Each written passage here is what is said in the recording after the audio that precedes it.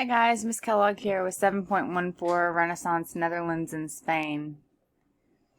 Spain and the Netherlands followed during artistic past during the Renaissance. The artists of Spain and the Netherlands were greatly influenced by Italian Renaissance masters, yet they developed unique styles based on cultural attitudes and religious beliefs. Here's where you get your student guide.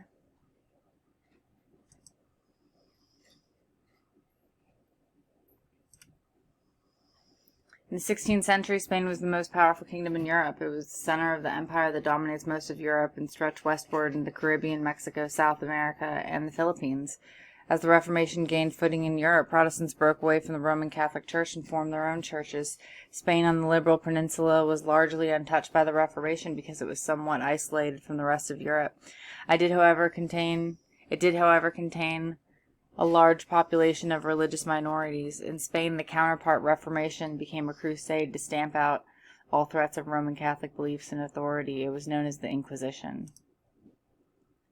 During the 16th century, Spain controlled the Low Countries, an area that included present-day Belgium, Luxembourg, and the Netherlands, and part of the northern France.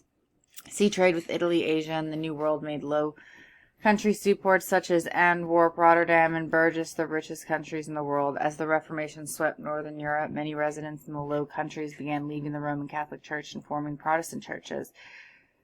Spanish authorities tried to prevent the divide of the church, but the rift between the two religious groups continued to grow. By 1600, the Christian faith, that was once a common bond in Europe, had become a source of rivalry and division. Explore Catholic and Protestant populations in Europe on the next screen. For nearly 1,000 years, the people of Europe had one thing in common: their religion. Despite all of their differences, they thought themselves part of the Christendom, bound by the shared religion, Christianity. But in the 1500s, religious quarrels split Europe apart. The Reformation movement, launched by German priest Martin Luther, marked a crisis for the Roman Catholic Church. Luther and the other Protestant reformers criticized the church and its practices and began establishing their own churches. Their teachings attracted many Christians in northern Europe and England. Some rulers even made a form of Protestant faith and officials' religion of their country. The Roman Catholic Church responded by initiating a counter-reformation to clarify its teachings and stop the spread of Protestantism, but by 1600 the religious divide in Europe was well established. The Christian faith was once a common bond had become a source of rivalry and conflict. The split between the Protestant and Catholic Church had begun in the 16th century and endures to this day. As the Reformation began spreading to the Netherlands, many Dutch citizens joined the Protestant movement. Protestants have witnessed the exorbitant amount of money the Catholic popes sent to the religious art and architecture, did not intend to do the same. As a result, many artists who sided with Protestants lost the Catholic Church as their major patron and were forced to rely on private citizens to fund their work. A merchant named Nicholas Jongelic commissions Peter Bruegel, the elder, an artist from the Low Countries, to create a series of paintings called Labors of Months. Bruegel painted 6 works that depicted the changing seasons of the activities of peasants during those times. You can look through here at more examples. Did I click? Bruegel's travel to Italy was study the Renaissance masters and the perfectly his realistic style of rendering the human form, but instead of devoting his talents to painting portraits of wealthy patrons, he chose to paint peasants going about their daily life, a subject known as genre.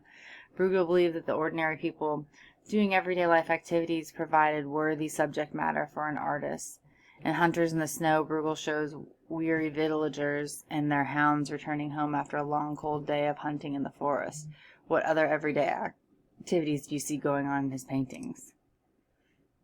Bruegel's labels of the months broke from tradition, and that they portrayed the labors of months with no religious message. The paintings focus wholly on the peasants and the landscapes. Bruegel was one of the most interested in showing peasant life than the painting of individuals' likeness of people. In fact, he frequently obscured the main subjects in a painting. Here the hunters are seen from behind. Bruegel painted a grand landscape spreading out into the distance. He added rugged mountains and a wide valley like the ones he had seen on his travels to Italy. Artists first used oil paint in northern Europe during medieval times. During the Renaissance, many artists like Bruegel preferred oil paints to tempera, which is pigmented mixed with egg yolk. Tempera paint dries very quickly and cannot be stored. Each color has to be mixed as it is needed, and if the artist does not mix enough to finish a particular section, it is difficult to make a second batch that matches the original color exactly.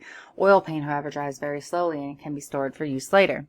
With oil paint, Renaissance artists could now blend different shades to create textures and subtle shadows that suggest three-dimensional form.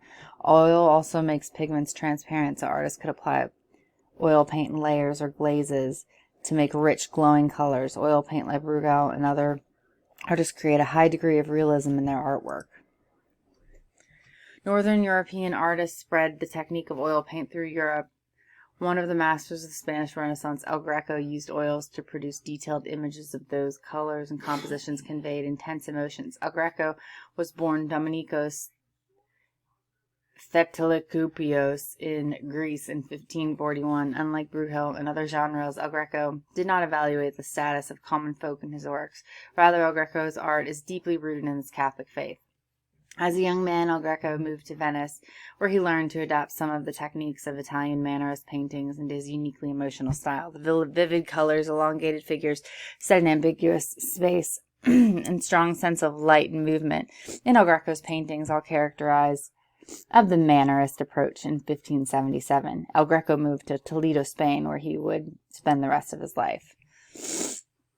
As the Protestant Reformation swept across other parts of Europe, Spain remained staunchly Catholic.